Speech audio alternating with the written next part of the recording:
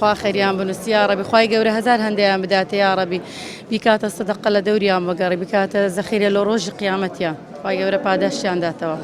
والله دايقتي ما كان بيستيان زور بي لو كاتيا سكو كسياني اوي فرقي هندق هد لهندق باشترا اوي كمن دالي قلت كي زوري بي اما سهرد من دالا كم قلت كنا ناتو انا بخوش بتم يشي دريب كم اجا خرج يارمتي ما ندا نيتمان والله بيسمان زور بي ما عنده تقريبا سيمان قال لي شي ما نكريد يشكرني لماري زور وزمان خرافهم لو خد زاني بي يشكر بي بارو والله ممنون يعني كاس سر اوي خير خوازان بکن زور سپاسیان دکین خوا خیریان بنوس خوا ازرو پاداشتیان داتو ان شاء الله زراني هزار او بري خرابيه زول لو وضع خراب دادا فقير مراسي يعني من قريبيت مشدنا كرديا كريتي فتشي زوره تقريبا سيما جو هذا يجينا وضع مع خرافه كريتينا كري نادريتن الشعب خان شهر دري مكري خوم ديتن اما وضع مع خرافه هیوادارین یارمەتی خەڵک بدەن و ئەوها کوێستا یارمەتی خەڵک دەدەن و ئەوەش خێرەی گەورەیە لەکەم خوای گەورە پاداش هەموو لایەکی دەداتەوە ئینشاڵڵا خوددا بەعەزی هەموو لایەکی دەداتەوە یا ڕەبی.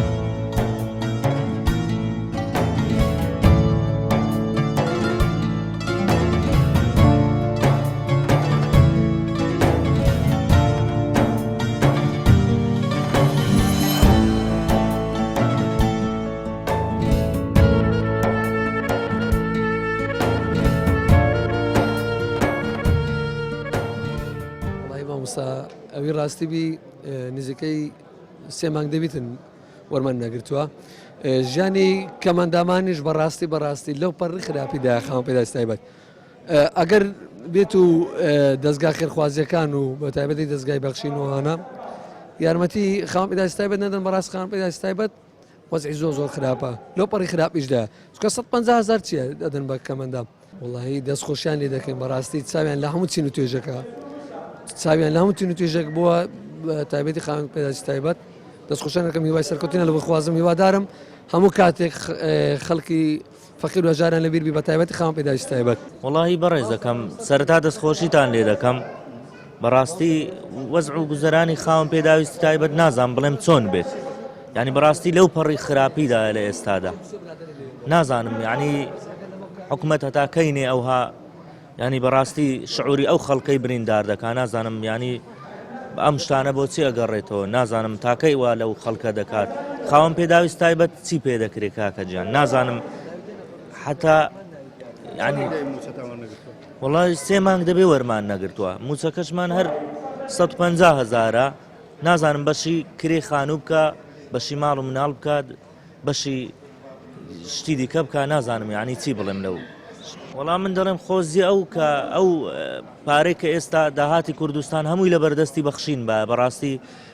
وەکو بەڵکو بیتوانی بە چکە فەرقی بە هیچ کەسێک نەکردووە بە چین و توێژی هەژاران بەڕاستی هەمووی وەکو یەک سیر کردووە ئێستاش دەڵێم خۆزی ئەو پارەی لە بەردەستیوان بە بەڵکو بیانتوانی بە عەدالەت دابەشیکەن داواش لە خێرخواز و دەوڵەمەندان دەکەم کە بەهانای ئەو خەڵکەوە بێن بە تایبەتی بەرنامەی بەخشین فەرقی بە هیچ کەسێک نەکردووە هاوکاری ئەوان بکرێ بۆی ئەوانش بتوان هاوکاری خەڵک بکەن.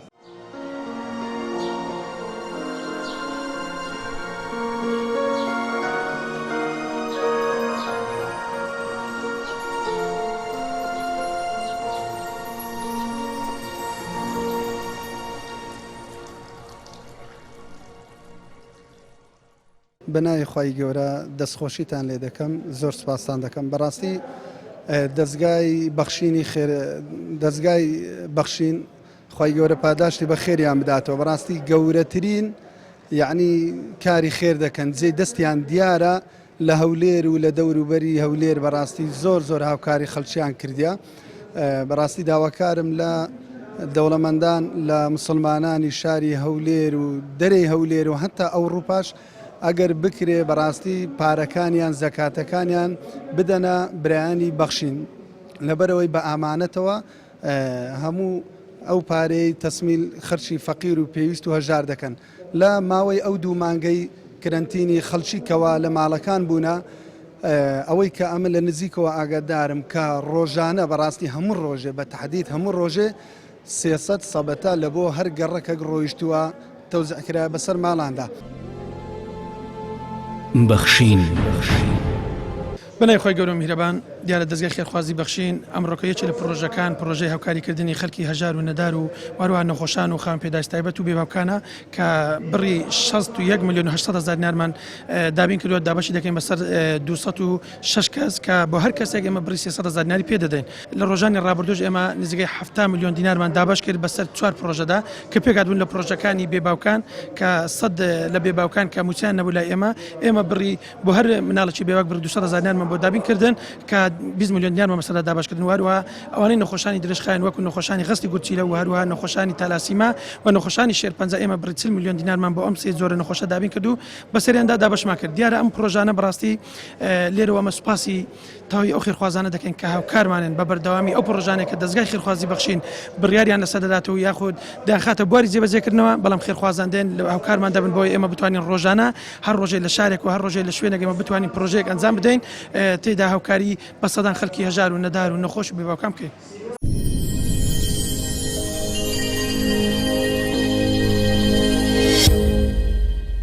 دەستگای خێرخوازی بەخشیم بەردەوامە لە هاوکاریەکانی بەسەر فەقیر و هەژار و ناداران. تەنها لەم قاعی کە ئێستا من لێوەستاوم توانیویەتی 131 ملیۆن و 800 هەزار بدا بە هەژاران و نەداران. ئەمەش دەرخەری ئەوەیە کە بەخشین پردێکی باش بووە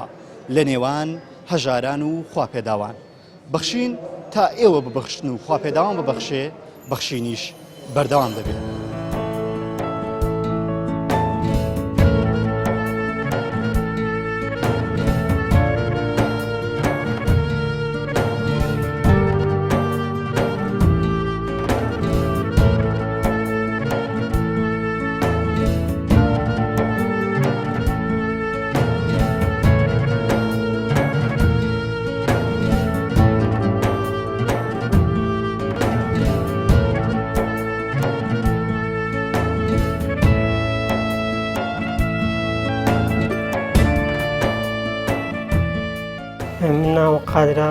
من قادر مەجیدم دانیشتی هەسارۆکانم 5 هەسارۆکانم سێژیانم لەسەر برین بەلەدیە و عادی بەلەدینە عادی بەڵێ عادی ژینکە پارێزینەوە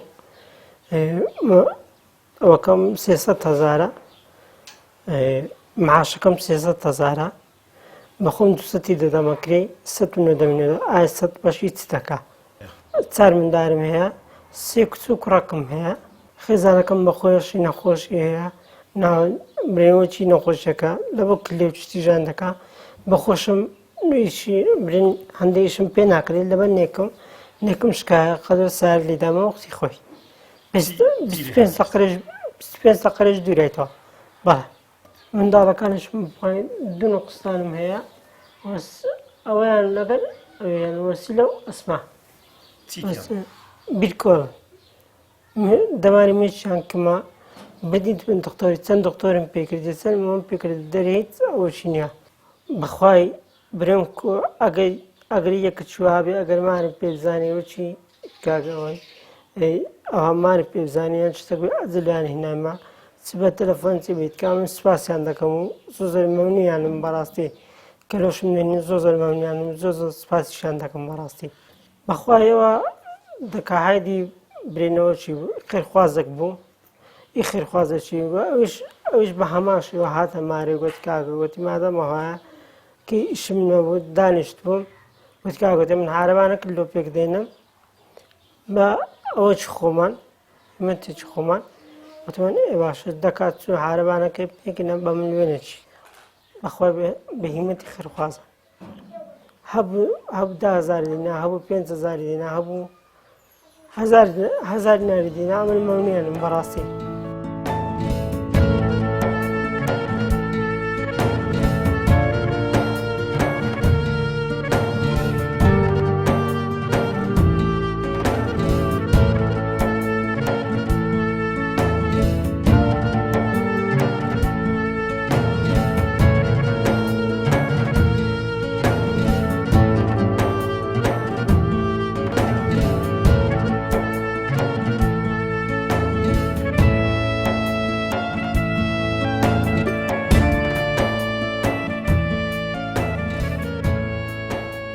بڵێ کاک عەبدولقادر مەجید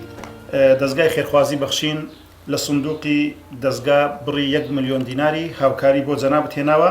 کەوا لە ڕێگەی خێرخوازانەوە هاتووە بۆ جەنابەت فەرموو. زۆر زۆر سپاسیان دەکەم زۆر زۆر مەمنونیان بەڕاستی داواشمان لیانەیە بەردەوام لەسەر کارەکەی خۆیان لەسەر ئەوکەی خۆیان ئینشاڵڵا هەر بەردەوامیش دەبن زۆر زۆر سپاسیشان دەکەم بەڕاستی ئەوان نەبن ئەمە فەوتاینە بەڕاستی دەستخۆشیانە دەکەن زۆر زۆر سپاسیان دەکەن.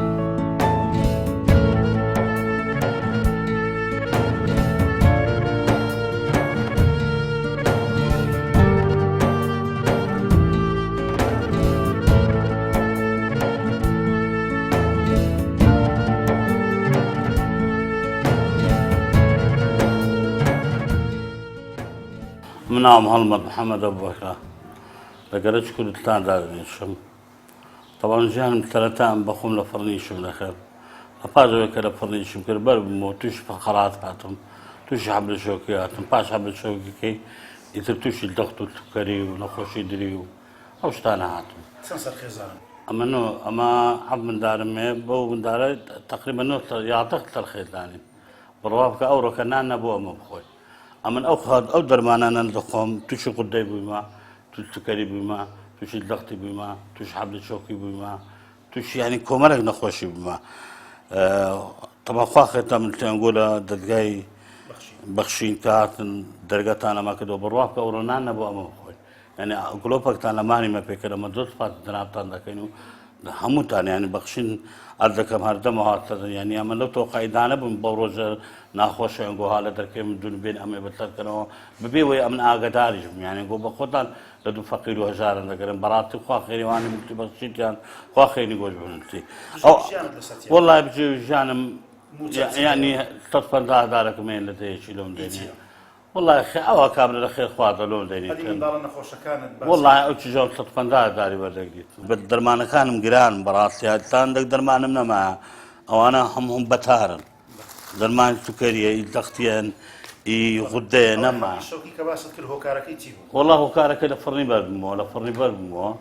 نادەم خۆم دانێت چالەوەندە تووتم فاتی خۆم کرد گوتە بابەتون خۆشی دەبیت هەیە ئەچەند ڕۆژ هەمومان دەبنین و دەڕۆنەوە بارەگای خودای گەورە ئەوەی بەکردماندا هەر ئەو بەخشینە و تاکەیە دەدرێتەوە ئەوەی بەخشین کردی بەڕاستی هیچ دەرگای باوەڕ ناکەمەوە سەردانی خەڵکی بکەوە بەبێ ئەوەی من ئاگدار لە دەرکەتاندا و دەرکە گلۆبتان لەماری پێکرد و بەڕاستی ئەمن ینی بوومەوە ینی بوومەوە نەوعشکە ینی بەڕاستی ئەمن دەتوانم و ملیۆنی هەتا جێژنی لە خۆم سەرە بکەم بیخۆم ینی مەحتەری محتاتی کردم بەڕاستی ئەم دۆ سپاسان دەکەم دۆ سپاسی دەستگای بەخشین دەکەم هیوادارم ینی ئەوانەی پشکاملێەوەی جەماعەتی خوا خێریان بنووسی دوعا خێریان و دەکەینەوە منداران دوعا خێریان و دەکەن ئەوانی داەتیان و ئەوانی بەخشیشتیان بەخشین هەر بەردەوام ئینشاءڵڵا ئەمەش دوعا خێر لە دوعاکەم بێبەشتان ناکەین ئینشاءڵڵا و کۆرۆنەش لە سەرمانە دەکەوی. دیارە دەستگای خێرخوازی بەخشین لە سندوقی دارایی دەستگادا بڕی 1 ملیۆن دیناری بە بۆنەی مانجی ڕەمەزان بۆ جەنابتان هێناوە بۆ هیوایە کەوا کەمێک لە ئازار و ناسۆری و ناخۆشیتان کەم بکاتەوە خوا خێتان بنووسی سپاسان دەکەم ماتان ئاوابی زۆر سپاسان دەکەم هەمووتان مادیم کردن ئەرجەتان چێشە بەڕاستی.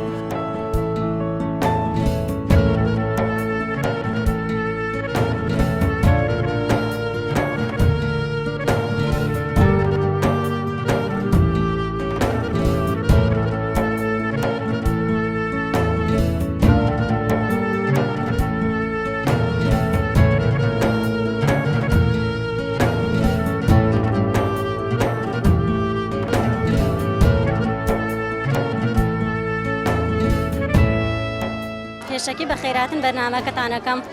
بۆ ئەم خێرە بۆمانیەکەن بۆ دایک یەتیم و یەتیم و کەم دەرامەت و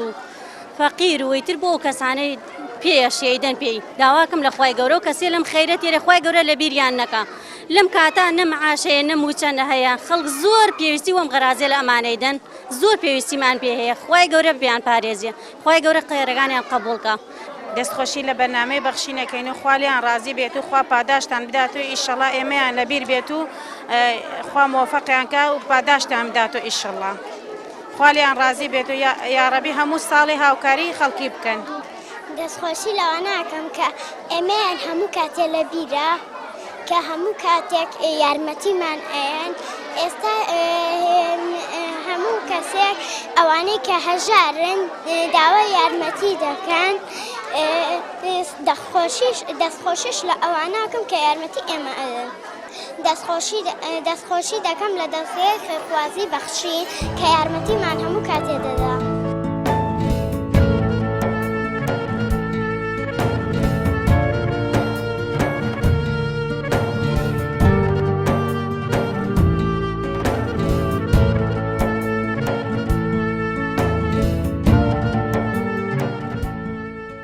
زۆر سپاسی خێرخوازی بەخشینەکەم کە ئەم جلوبەرگانەیە بۆ ئێمە دابین کردووە. زۆر سپاسیانەکەم کە ئەم جەژن ئەم کەلپەلانیان پێداوینە. زۆر سپاسیانەکەم. زۆر سپاسی خێرخوازی ئەو خێرخوازان دەکەم کەوا بۆ جەژنان پارەمان بۆ دابینەکەن و خواردنمان بۆ دابینەکەن لەگەڵ جلوبەرگە. سپاسی خێرخوازی بەخشینەکەم و کە یارمەتیمانەدا. زۆر سپاسی. بەڕاستی دەستخۆشی لە کەناڵی بەخشینەکەم. بەڕاستی لەم جەژنە لەم مانگە پیرۆزە لەم وەزعی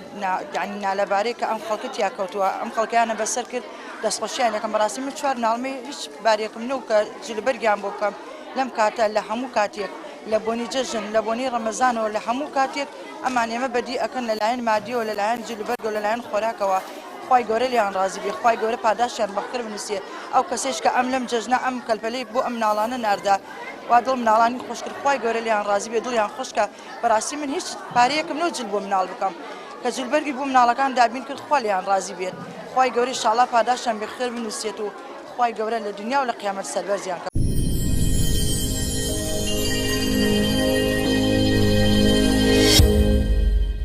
دەستگای خێرخوازی بەخشین هەم ساڵێک و هەموو ڕەمەزانێک کۆمەڵی پرۆژە ڕاگەیەنێ. ئەم ساڵیش ئەوە کۆتا پرۆژەمانە بە هاوکاری نووسینگەی ئەوروپا. دەستگای خێرخوازی بەخشین توانیمان ئەمڕۆ 300 مناڵی چاوگەشی بێباوک و هەژار بۆ جەژن پۆشتە بکەینەوە. خوای گەورە مۆفەقیان کە برایانی ئەوروپامان بەڕاستی ئەرکێکی باشیان کێشان لەم ڕەمەزانە و لەم ڕەمەزانە بۆمان هەموو شارەکان و شارەکانی کوردستانیان گرتەوە بە هاوکاریەکانیان بە هەم بە خۆراک و هەم بە جلوبەرگ و ئەوە لە گەرمیان ئەمڕۆ ئێمە لە نووسینگەی گەرمیان 300 مناڵمان بەسەر کردووەتەوە بۆ جەژن و خوای گەورە خێران بچێشە.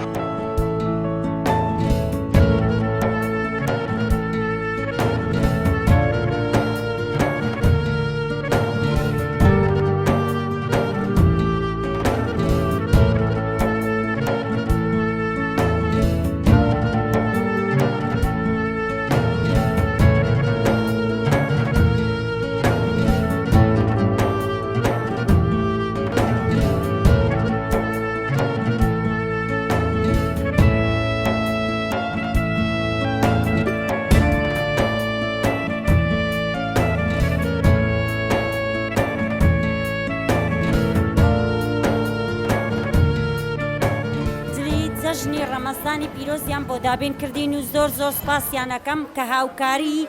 زۆر خەڵکی زۆریان کرد. لێرەوە سپاسانەکەم دەستخۆشتان لێکم بەڕاستی.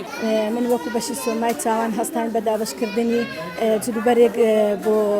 مناڵانی بێباوک بە بۆنەی جەژنی ڕەمەزانەوە دەستخۆشی لە بەخشین دەکەم، دەستخۆشی لە خێرخوازان دەکەم کە هاوکاری بەخشین دەکەن.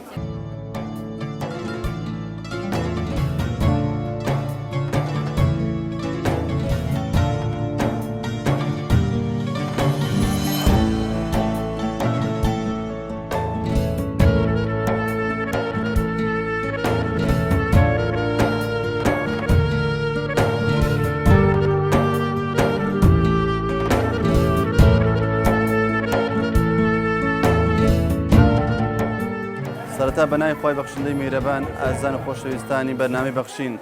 لە هەر شوێنێکە بن سڵاوی خۆی گەورەتان لێبێ. ئێمە وەکو لیژنەی بەرنامەی بەخشین لە نووسنگی ئاجیەوە ئێمڕۆکە هەستاین بە دابەشکردنی کۆمەڵێک لە کەلوپەلی پێداویستی مناڵانی بێباوک. ئەوەش دەلان نووسنگەی تاراوگا لە ئەوروپا دابین کراوە. خۆی گەورە پاداشی خێریان بداتەوە کە هەمیشە مناڵی بێباوک لە هەر شوێنێک لە هەر جێگایەک بێ ئێوەی هەمێ خێرخواز ئێوەی هەمیشە بەخشەر دەبەخشن لە پێناو خوادا کە کە کۆمەڵە خەڵک لێرە کۆ دەبێتەوە مناڵانی بێسەپەرشتن چاوەڕێی هیمەتی خێرخوازان دەکەن کە هیمەتیان بۆ بکرێت و پێداویستیان بۆ دابین بکرێ. بە ناوی خوای پەروەردگار ئمڕۆ لە سنووری شارۆچکەی حاجیاوە لە ڕێگای دەستگای خێرخوازی بەخشینەوە و نووسنگی ئەوروپا ئەوانش لە ڕێگەی کوردانی کاراوگەوە توانیمان ڕێژەیەکی باش لە پێداویستی و بەرگ و پۆشاک بۆ مناڵانی بێباوک بە ڕێژەیەکی یەکجار زۆر دابینکەین و شایانی باسە ئەم دابشکردنا ئەمڕۆ کۆتایی پێنایە و درێژە دەکێشێت تا بەیانیش بەردەوام دەبێت کە ڕێژەکە ڕێژەیەکی یەکجار زۆرە و مناڵێکی زۆری بێباوی دەگرێتەوە. لێرەوە داوا دەکەین لە خوای پەروەردگار، خوای پەروەردگار نمونەیان زۆر کار، خوای گەورە پاداشتی بەخێرام داتەوە. ئەگەر خەڵکانێکی هاوشێوەی ئەوانە نەبن بەڕاستی حاڵ و ژیانی خەڵک بەڕادەیەکی زۆر بەرەو خراپی دەڕوا. ئەوانن کەوا فرمێسکی چاوی دایکانی بێسەرپەرشتیار و مناڵانی بێباوک دەسڕن، ئەوانن کەوا لانە و مەوا و جێگا و پەنای خەڵکانێکی لێقەوما و هەژار و نەدارن. داوا دەکەین لە خوای پەروەردگار نمونەیان زۆر کات، خوای گەورە هاوشێوە و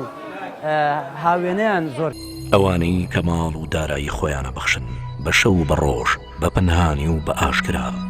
ئەوانە هەر پاداشتیان لای پەروەردگاریانە و هیچ ترسێکیان نییە لە داهاتوودا و ئەوانە خەفەتبار نابن بۆ ڕابردوو.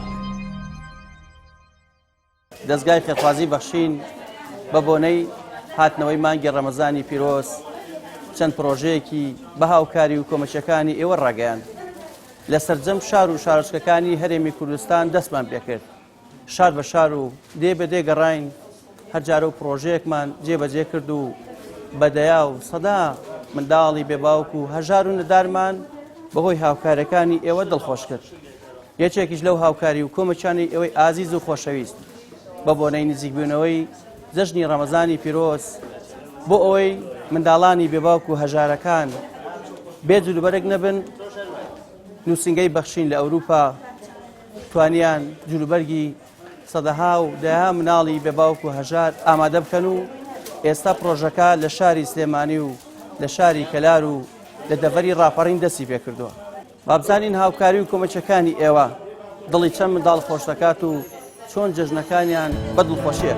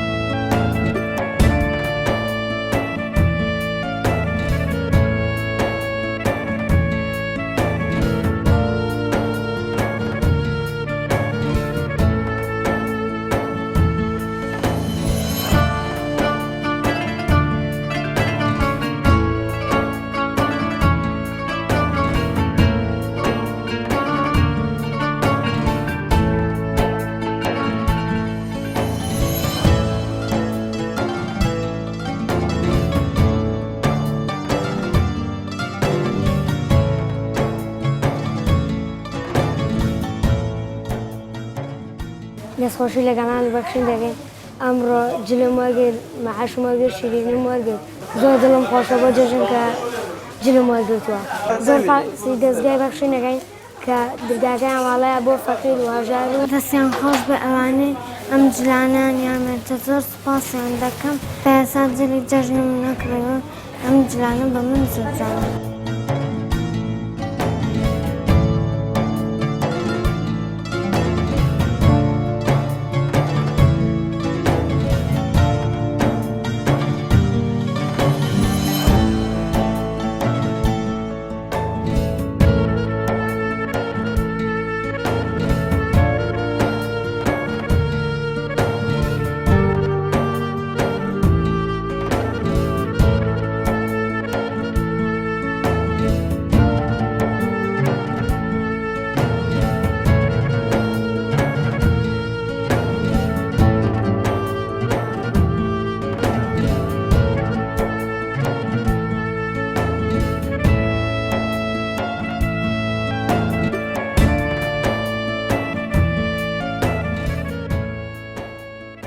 سەرەتا بەناوی خوای گەورە میهرەبان دەستخۆشی لە کەناڵی بەخشینەکەم کە ئەم مانگەی هاوکاری کردوین بە دوو موچە ئێستا هەنیکە موسیقی بەسەری مانگ نهات و موسیقی دایان بۆ منداڵی بێ باوکان زۆر هەدەستخۆشیان لێ دەکەین ماڵیان ئاوا بێ خوای گەورە پاداشیان باتەوانێت سپاسی ئەو کەسانی کە دەوری وڵات دەگەن کە ئەگەر هاوکاری دەستگای بەخشینان کرد بۆ منداڵە بێ سەرپەرشتەکە منداڵ بێ باوکەکان سپاسیان دەکەم دەستیان خۆشم ماڵیان ئاوا بێ هەتا ماوە خوای گەورە بەردی ساڵی دەمنێتە سەر ڕێگایان خوای گەورە پاداشیان باتەوانێت تا ئێستا منزلی جێژم بۆ نەکڕیوە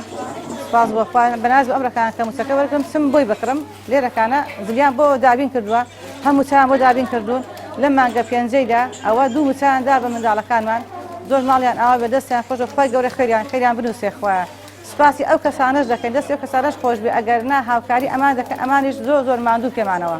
بە هەمووانەوە ماندوو ماڵ پێمان دەگەڕێن ماڵیان ئاوا بێ دەستیان خۆش بێت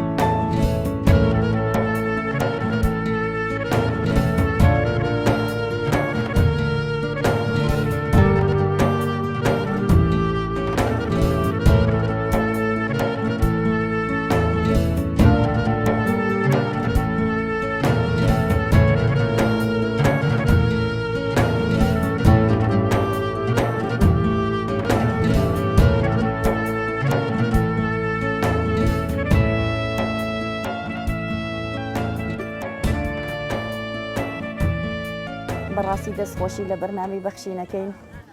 دوو ساڵە من لێرە موچە وەرەگرم دوو ساڵە موچە وەرەگرم ئەم ڕەمەزانە دوو کڕت بە خاتری مانگی مبارەکی ڕەمەزان ئێمە موچەمان وەرگرت لە کاتی کەرنتینەکەی شا درگا بە درگا موچەکەیان بۆ هێناین بەڕاستی خۆیان لێ ڕازی بێت دەستخۆشییان لێکەین ئیشەڵا نمونەیان زۆر بێت زۆر مەمنونیم خۆی گەوریان لێ ڕازی بێت دەستیان خۆش بێ یاخوا مەمنونم دەستخۆشی لەو خێرخوازاکن کە یارمەتی مناڵی بە باوکەدا من تەمەنی بە ساڵێکە من موچەی مناڵی بێ باوک وەرئەگرێم زۆر سڵاو ڕێزم هەیە بۆ بەرنامەی بەخشین بۆ ئەو خێرخوازە ئەم ساڵیش بۆنەی جەژنی ڕەمەزانەوە معاشەکان پێش خستوین و دەستیان خۆش بێ و زۆر سوپاسیانەکەین هیوادارین هەموو کەسێ چاو لەو مسلمانانە بکە یارمەتی مناڵی بێ باوک و دەستی یارمەتی بۆ مناڵی بێ باوک و فەقیر و هەژار درێژ بکە ماڵتان ئاوا بێ یاخوا خێرتان بنووسێ یاخوا بۆ ئەم کەناڵە جوانە کە بە ئەم خەڵکە ئەم پارە و بەخشینە ئەدەن زۆر مەمنونتانین زۆر سپاستان ئەەکەین دەستان خۆش بێ یاخوا بۆ ئەم مناڵە بێ باوکانە بۆ ئەم بەخشینە کە بە ئێمەی ئەبەخشن زۆر مەمنونتانین سپاس بۆ ئێوەش دەستخۆشیتان لێ ئەەکەین زۆر ماڵتان ئاوا بێ یاخوا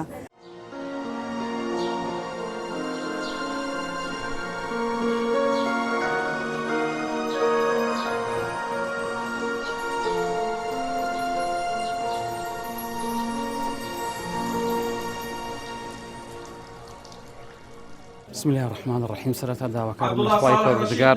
نوێژ و ڕۆژ و تاعات و عیبادەتی هەموو لایەکی قبوڵ کردبێ ئینشاء الله و خێر و حەسەنات و ئەو چاکانەی کە لە ڕمانی ڕەمەزانەوە ئەو بەندایەتی کە کردومانە خوای گەورە بە شێوە باشترین شێوە لە هەمومانی وەرگرتوێ ئینشاء الله خۆشەویستان ئێمە لە دەستگای خێرخوازی بەخشین بە ژمارەی 668 منداڵی بێ باوک لای ئێمە مانگانە موچە وەرەگرێ موچەی جێگیر لە هەموو بارێکی ئاسایی و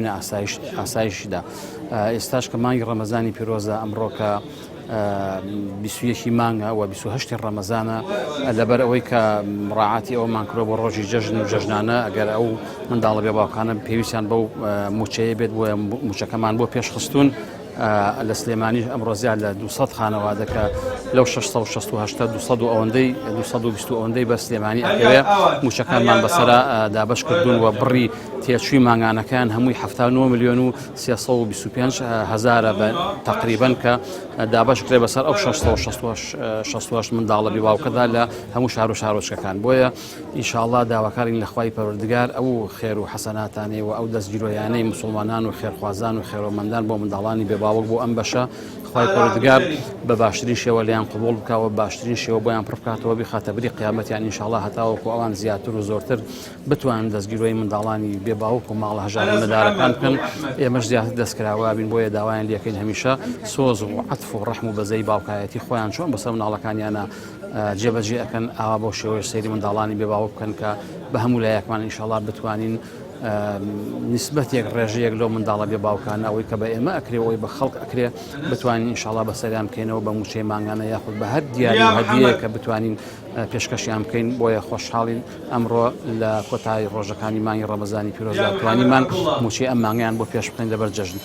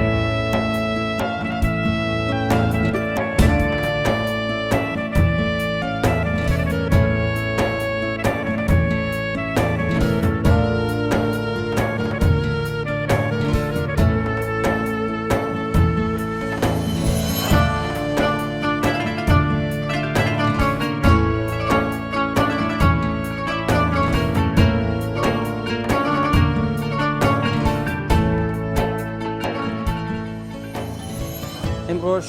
هاوکاری و کۆمەچی و دەستباریەکانی ئێوەی ئازیز و خۆشەویست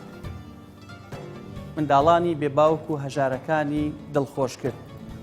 بە جلوبەرگی جەژن و پێدانی موچەی مانگانە و دابشکردنی شیرنی بەسەریاندا کاتێک تۆی خێرخواز تۆی بەخشندە بەشدار دەبی لە پرۆژەکانی دەستگای خێرخوازی بەخشی منداڵانی بێباوک بە جلێک دڵخۆش دەکەیت یاخۆت هاوکاری مادیان دەکەیت بێگومان بە لەم بەرە جەژنەدا جەژنەکان بۆکەیت بە خۆشی و شادی و ناڕەحەتی و ناخۆشەکانیان کەم دەکەیتەوە خۆتان بینیتان لەم هۆڵەدا جلوبەرگێکی زۆر لەلایەن نووسنگەی بەخشین لە ئەوروپاوە ئامادەکرا بوو لێرەوە سوپاس و پێزانینمان بۆیان هەیە کە توانیان دڵی دەیەها و سەدەها منداڵی بێباوک و هەژار خۆش بکەن لێرەوە پێیان ئەڵێن سوپاس بۆ خێرخوازان لە تاراوگە و سوپاس بۆ سەرجەم خێرخوازان و بانخوازەکانی ئەوێمان کە تەواوی جوولبەرگەکانی شاری سلێمانی و شاری کەلار و تەنانەت ناحیە حاجیاوە و ئەو شوێنانە هەموو ئەوان دابینیان کرد بۆی سوپاس و پێزانینمان هەیە داواکانی لە خوای پەروەردگار بە پاداشتیان لە بەهەشت بداتەوە و لە دنیادا لە ناڕەحەتی و ناخۆشی بە دووریان بکات.